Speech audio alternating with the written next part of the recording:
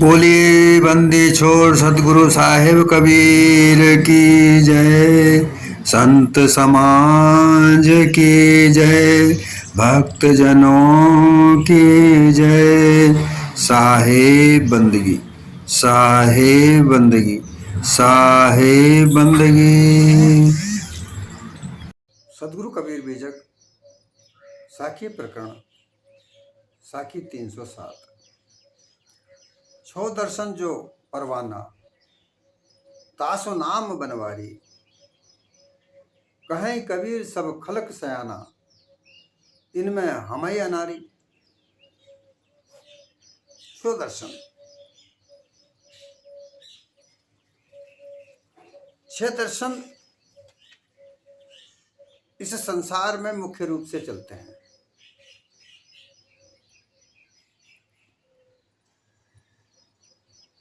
अलग अलग नाम से जो दर्शन का तात्पर्य होता है मत पंथ।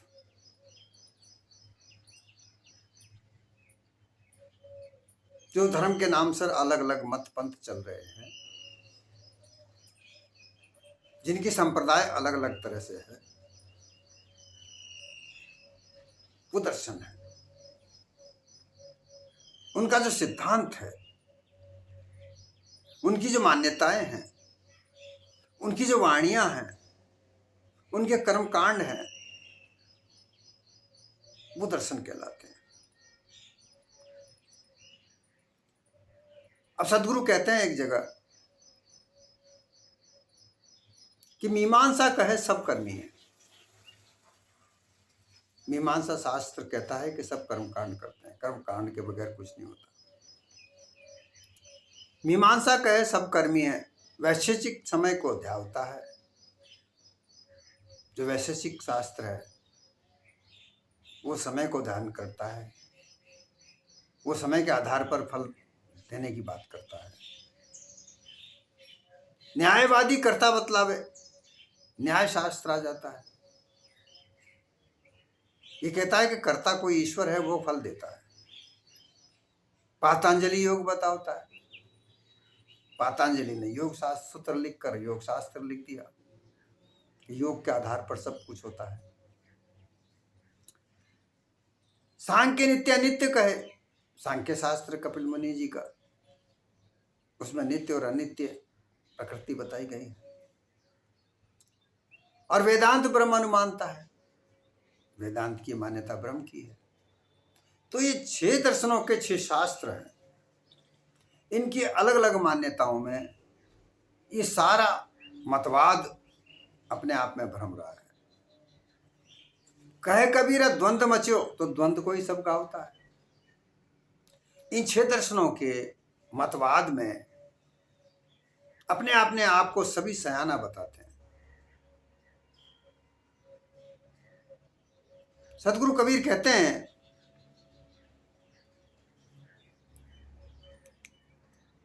कि ये 6 दर्शन की मिथ्या पक्षपाती भ्रमित लोग हैं, क्योंकि उन्होंने एक एक अपना अपना अलग अलग पक्ष बना रखा है। और उस पक्ष में सारे खलक के लोग अलग अलग तरह से अपने आप को उसमें घुल मिल कर रहने लगे, अपने आप को भूलकर उस मतपंथ की बातें करने लगे। ये जगत के कर्ता कोई और है, जगत संसार को चलाने वाला कोई और है, ऐसा कहकर अपने अपने मतपंथ के लोग ये जो 6 दर्शनों में आए, वो सभी कोई हठ योग करने लगा, परमात्मा का साक्षात्कार करने के लिए कोई हठ योग करने लगा, कोई सांख्य योग करने लगा, कोई ध्यान योग करने लगा, कोई ब्रह्म ज्ञान विचार करने लगा, कोई कर्मकांड विचार करने लगा, कोई समय को ध्याने लगा, कोई प्रकृति को पूजने लगा। अब इस तरह से अपने अपने मतवाद में सभी तरह के लोग उलझकर अपने आप को भूलकर, और वो दूसरे को कर्ता मानकर दूसरे का आधार पर अपनी बात को कहने लगे। प्रसिद्ध 6 दर्शनों के अपने अलग अलग दर्शन बन गए, शास्त्र बन गए, और फिर उनके भेखधारी संत बन गए, मतपंथ बन गए। उस मत पंथ के आधार पर अलग अलग वाणियों की रचना हुई। उन वाणियों को कह सुन करके अलग अलग बातें करने लगे लोग। ये सब कब हुआ? ये 600 ईस्वी के बाद हुआ। उससे पहले केवल एक ही धर्म, एक ही मत इस भारत में था, वो था बौद्धिज्म। बुद्ध का जो समय काल है 563-64 ईसा पूर्व, और उसका जो सिद्धांत मिलता है, उसका सिद्धांत का जो हमारा पूरा का पूरा विवरण मिलता है 3500 साल पूर्व, ईसा पूर्व, सिंधु घाटी की सभ्यता से जुड़ा हुआ मिलता है। वहां की भाषा पढ़ी नहीं गई, परंतु वहां के जो प्रमाण मिले हैं वो बुद्धिज्म में जोड़ते हैं। परंतु लोग झूठे कहने वाले लोग, ये झूठे झूठे तर्क शास्त्र बनाने वाले लोग, तरह तरह के मत पंथ बनाने वाले लोग अपने आप को कोई तो 1 करोड़ साल पहले बताता है, कोई 10 करोड़ साल पहले बताता है, क्योंकि वाणी की तो कोई कल्पना का कोई पारावार ही नहीं है। लेकिन भाषा शास्त्र, लिपि शास्त्र, इन सबको आधार पर जब देखा जाता है तो जिस संस्कृति भाषा के जो ग्रंथों को ये करोड़ों साल पहले बताए जाते हैं, वो भाषा ही 400 ईस्वी के बाद में बनी। तो कहां से इतने पुराने शास्त्र हो गए? झूठ बोलने की भी एक सीमा होती है। इतना झूठ बोलकर लोगों को बरगलाया गया है, झूठा धोखा दिया गया है कि संस्कृति सबकी जननी है। अरे संस्कृत भाषा की जननी पाणिनि है। पाली प्राकृत, जो पाली प्राकृतिक थी, उस पाली प्राकृतिक में बौद्ध ग्रंथ लिखे हुए थे, और ये प्रमाण भारत में आने वाले दूर देश के लोगों ने प्रमाणित किया है। उनकी कही हुई बातें आज सत्य है। उनके आधार पर जहां भी खुदाई निकलती है, जहां भी जमीन में खुदाई होती है, वो प्रमाण जो किताब में उनके में लिखा है वो वैसे का वैसा ही मिलता है। परंतु झूठ बोलने वाले लोग तो अपनी बात से बाज नहीं आते। वो सत्य को झूठ और झूठ को सत्य बता बताकर अपने मत पंथ को चलाने लगे। उसके बाद तो फिर क्या हुआ? प्रचार प्रसार किया जाने लगा, बुद्ध धर्म को नष्ट किया और अपनी बनाई हुई झूठी संस्कृति को फैला करके लोग उसको अपनी संस्कृति बनाने लगे। तो यहां एक 6 दर्शन जो परवाना अपने अपने शास्त्रों के प्रमाण, अपने अपने दर्शनों के प्रमाण बना बनाकर तरह तरह की वाणियों की रचना कर करके उनको प्रमाण मान कर, जैसा कि प्रमाण की बातें हुई थी, उस प्रमाण में शास्त्रों के प्रमाण को माना जाता है। इन्होंने शास्त्र लिख दिए, इन्हीं शास्त्रों की बात की जाएगी, यही माने जाएंगे।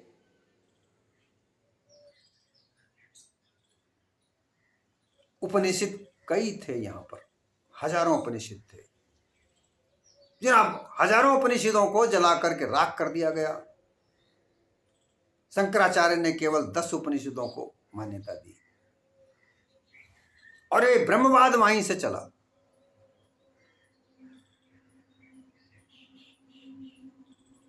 अब ये जो 6 दर्शन है, इनकी अलग अलग अपनी अपनी बात है। अपनी सिद्धांतों को प्रसिद्ध करने के लिए कई तरह की वाणियों रचना करके शास्त्र लिखकर उनको दर्शन कहने लगे। कोई साकार, कोई निराकार, कई तरह तरह की उपासनाएं की जाने लगी। अब इन 6 दर्शनों के अंदर, ये 6 दर्शनों की प्राप्ति के लिए योगियों ने उनका नाम ज्योति स्वरूप परमात्मा रखा। जो 6 दर्शन की जो बात होती है, वहां योगी, जोगी जंगम सेवड़ा सन्यासी दरवेश, छठा कहिए ब्राह्मण 6 घर 6 उपदेश। तो जो योगी लोग थे, उन्होंने अपने शास्त्र का नाम योग शास्त्र रखा। हठ योग, कई तरह के और योगों का नाम रख दिया, और उसमें जो जाप करने वाला जो शब्द रखा वो नाद मही अहम, अहम जाप को उन्होंने अपना नाम रखा।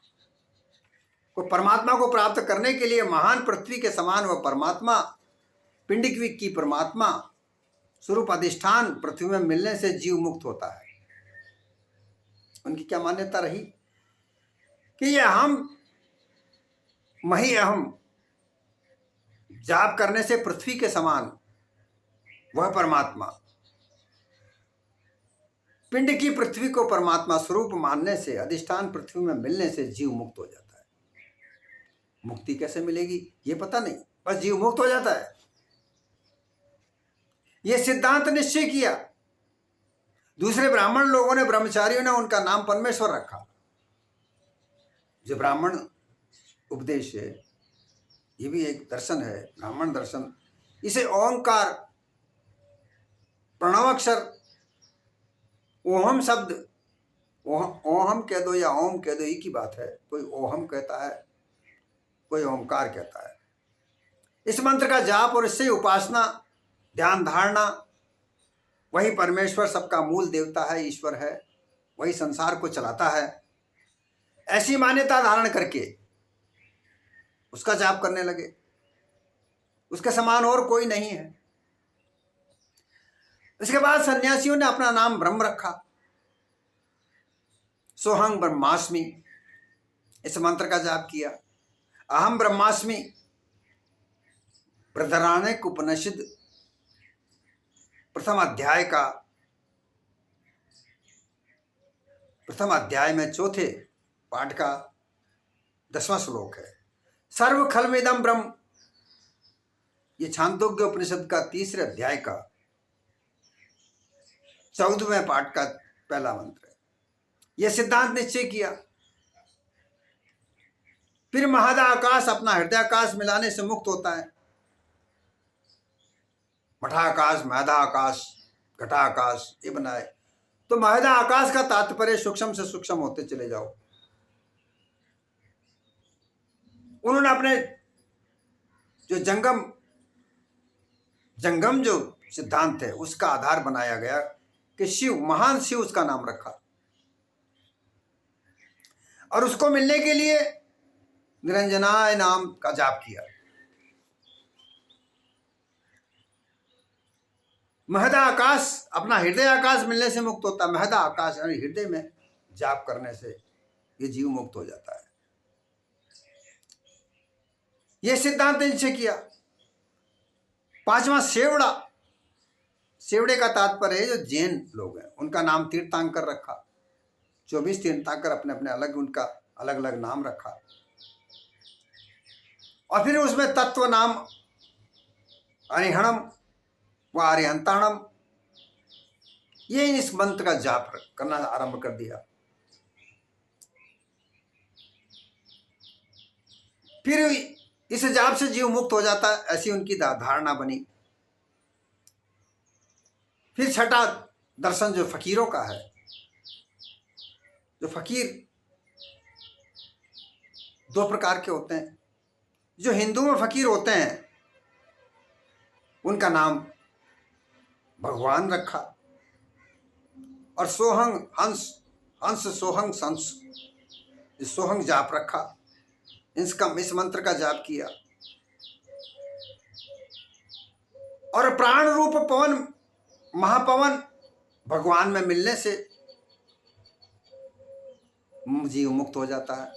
अर्थात भगवान ईश्वर कोई परमात्मा है, ऐसा अपने से अलग कोई है, उसको प्राप्त करने से, उसमें मिलने से जीव मुक्त होता है। उसी का जाप करने के लिए उन्होंने मंत्र का निर्माण किया। जो हिंदू फकीर हैं, इसके अलावा मुसलमान फकीरों ने खुदा अल्लाह नाम रखा। अल्लाहू अल्लाहू अकबर इस नाम का जाप करने लगे। ये ध्यान रखने बात है कि फकीर 2 तरह के हैं, मुसलमान और हिंदू। जो हिंदू फकीर हैं, जो सब कुछ छोड़कर जंगल में भटकते हैं,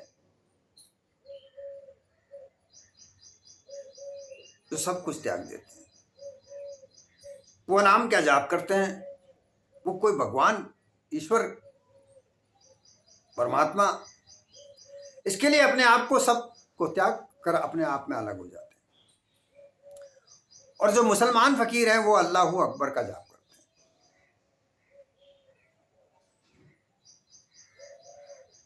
वो काला, हरा, नीला, सफेद वस्त्र धारण करते हैं। ये 6 दर्शन की 6 कल्पनाओं के आधार पर अपने अपने मत पंथ का निर्माण किया। उन मत पंथों को निर्माण करके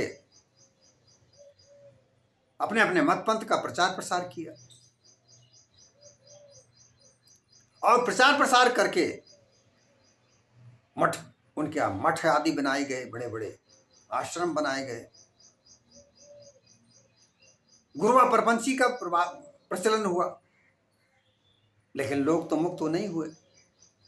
लोग तो जहां के जाएं बंधन में बंधे रहे।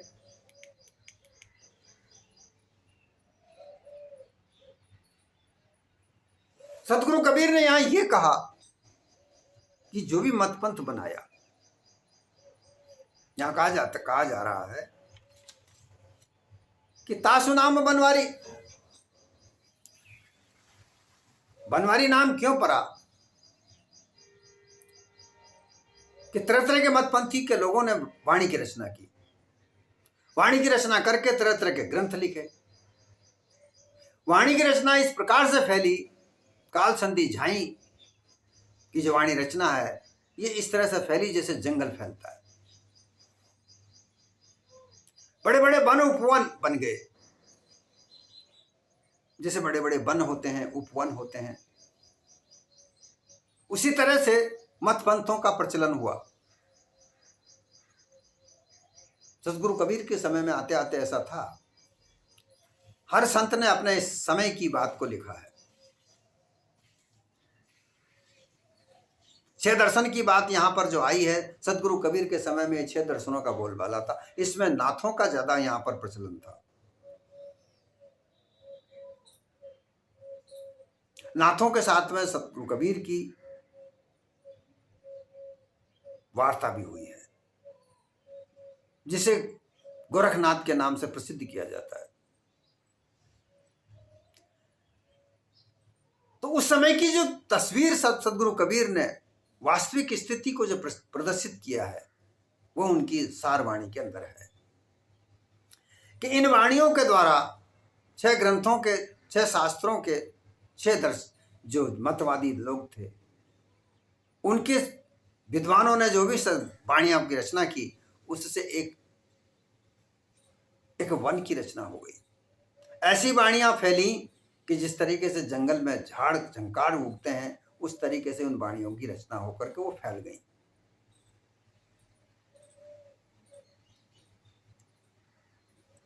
अब बनवारी उस वन में घूमने वाला, उस वन में रहने वाला, उस वन में जाकर आनंद करने वाला, वही बनवारी कहलाता है। सतगुरु कबीर कहते हैं तासु नाम बनवारी। 6 दर्शन जो परमाना, इन 6 दर्शनों का जो परमाना रूप वाणियां, तरह तरह की मान्यताएं जो फैली, उनसे एक उपवन बन गया। उस उपवन में घूमने वाले, रमण करने वाले लोग बनवारी कहने लगे। मान्यताएं बनी, उन मान्यताओं में रमने लगे। वो गुरु बन गए और अपने अपने प्रवचनों के आधार पर लोगों को उपदेश करने लगे। लोग उनको समझने लगे, इनके दर्शन करें, इसलिए उनका नाम बनवारी पड़ा। कहे कबीर सब खलक से आना। उन वाणियों के आधार पर, उन वाणियों की रचना करने वाले लोग, उस अनुमान कल्पना में जितने लोग ज्यादा घुसे, उतने बड़े बड़े विद्वान हो गए। विचार करने में क्या दोष है? खूब करो विचार, लेकिन विचार करने का जो दिशा है वो क्या है? अनुमान कल्पना। उस अनुमान कल्पना में विचार तो खूब किया जा सकता है, खूब विचार करो, लेकिन प्राप्ति क्या? जो तरह तरह के जो मैंने नाम बताए, जाप, ओम, सोअंग, ओमकार, मही अहम, अल्लाह अकबर, ये तरह तरह के नामों का जाप करके, अरे अंताणम, ये अपने अपने मतपंथों के नाम निकाल निकाल कर जाप कर कर उन पे स्थिति होने की बात को तैयार किया गया, उनको जाप करने का उपदेश दे दिया गया, और जो जो उनमें आगे बढ़ता गया उनको सयाना अर्थात उनको मान्यता प्राप्त हुई, उनको मान्यता प्राप्त हुई, अलग अलग मत के विद्वान कहलाने लगे, और इस संसार में अपनी गुरुवाई चलाने लगे, प्रपंच को फैलाने लगे, पाखंड को चलाने लगे।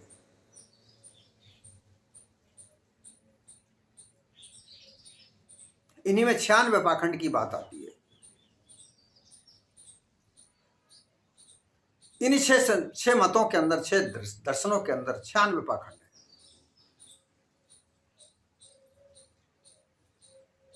मैं ये बात इसलिए नहीं कह रहा हूं कि वो मतपंथ जब अपने आरंभिक के दिनों में होंगे तो उनमें छल कपट पाखंड होगा। वास्तविक रूप यह है कि जब उन दर्शनों का निर्माण हुआ होगा, जन कल्याण की भावना को लेकर किया होगा, धीरे धीरे उनमें पाखंड ज्यादा फैलने लगा, और सदगुरु के समय में आते आते, क्योंकि 600 ईस्वी के आधार पर वहीं से सब आरंभ हुए बने, और 1399 में आते आते वो इस तरह से फैल गए कि एक वन का रूप धारण कर लिया, और उनमें रहने वाले लोगों को बनवारी साहब ने कहा। पाखंड उस समय आकर के पाखंड का रूप धारण कर लिया था। अपने मतवाद में लोगों को एक दूसरे को नीचा ऊंचा बता करके अपने पाखंड की रचनाएं करने लगे थे। 10 प्रकार के सन्यासी, ब्रह्मचारी, जो शंकराचार्य थे वो सन्यासी थे। उन्होंने 10 प्रकार के सन्यासियों को एकत्रित करके अपना संगठन बनाया, 4 मठों की नींव धरी। वो दिग्विजय, पता नहीं क्या क्या शास्त्र उनके लिए लिखे, पूरे भारत में घूम घूम कर उन्होंने अपना वर्चस्व जगाया, पाखंड को फैलाया। 12 योगी, 12 प्रकार के योगी,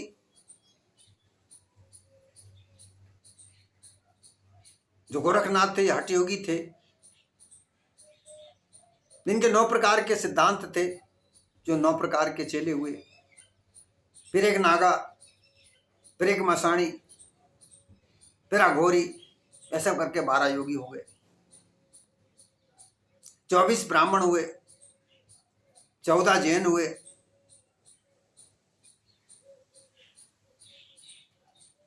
और 24 ही बौद्धिस्ट हुए।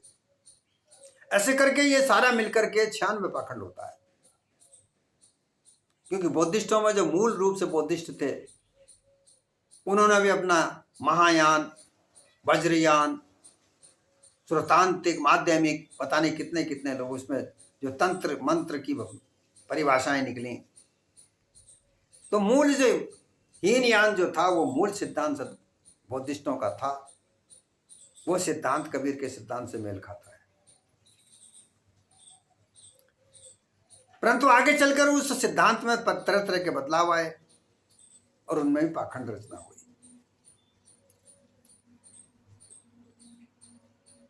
सब अपने अपने मतपंथ में सयाने हो गए, विद्वान हो गए। अपने अपने पाखंडवाद में, पाखंडवाद को फैलाने में, पाखंडवाद को दृढ़ कराने में वो विद्वान कहलाने लगे।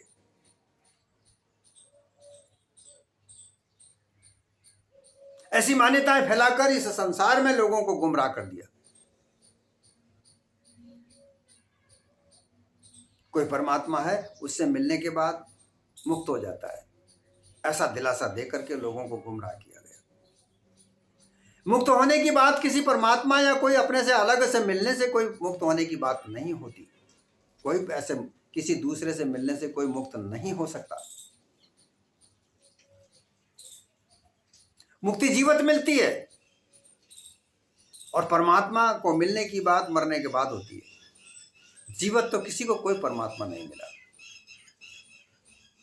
लेकिन दिलासा यही दिया जाता है कि परमात्मा मिल जाएगा तो तुम मुक्त हो जाओगे, और वो सब कुछ मरने के बाद मिलता है। सारे कहते हैं कि भाई मरने के बाद ही प्राप्ति होती है, कहते हैं मरने के बाद ही स्वर्ग मिलता है। भाई स्वर्ग की प्राप्ति तो मरने पर ही होता है। मरे यदि स्वर्ग मिले, मारवाड़ में मले मरे यदि स्वर्ग मिले सा,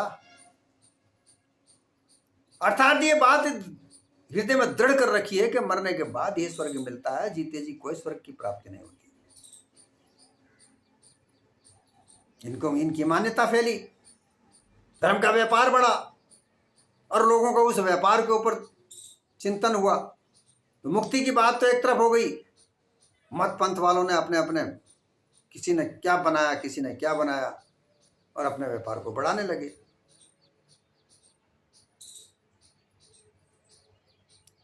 खूब फैलाया, लेकिन मुक्ति की बात कहीं भी नहीं।